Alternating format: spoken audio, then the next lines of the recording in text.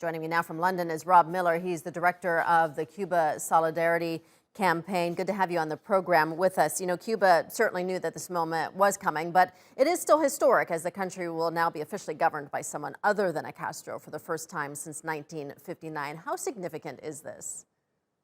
Well, I think it's very significant, obviously, for the Cuban people. It's a big change, but you have to remember Cuba's been through an awful lot in its short history post 1959 revolution, the collapse of the Soviet Union, the effects of the blockade, and going through Trump, the missile crisis. It's been an incredible history. This is just another step in the history of Cuba developing before our eyes. It is significant, but I think the situation in Cuba will continue.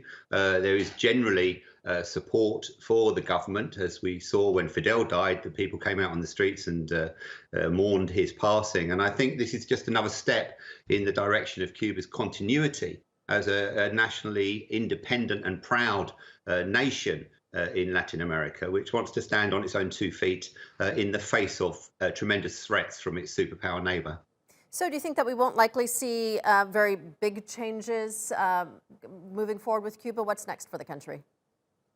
Well, I think that, you know, the National Assembly, the party, sorry, will elect its new first secretary, and going forward, the president is in place, Miguel Diaz-Canel. The governance of the country is very much in place, and that's one of Raul's legacies. I think the biggest problems they face, obviously, are the economy. It's in a very, very difficult situation at the moment with the effects of the Trump era sanctions, which are really hitting home, and obviously the pandemic itself, which has hit Cuba very hard in terms of tourism and obviously the costs of dealing with the pandemic itself. So Cuba's in a very tricky situation, and they are the priorities for the country right now, getting out of this very, very difficult situation. This is part of that process. It's part of handing over, moving on from the historic generation, the revolutionary generation.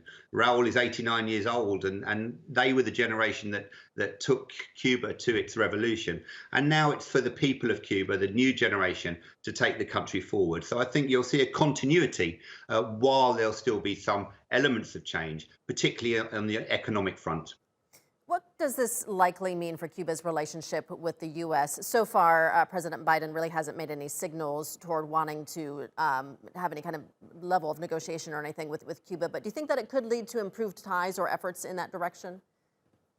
Well, I very much hope so. I mean, obviously, it was Raul who oversaw Cuba's the rapprochement with the United States when Obama was in charge, and the opening of embassies in Washington and Havana. And it was Raul who welcomed Obama to Havana during that very brief period of rapprochement, which was obviously been set back so violently, really, by the Trump administration. We very much hope that Biden moves forward. Obviously, there is a willingness in Cuba to engage with the United States. The people of Cuba waved Cuban flags and American flags at that time. They want a close relationship with the United States. They want to trade, they want to travel, they want to exchange.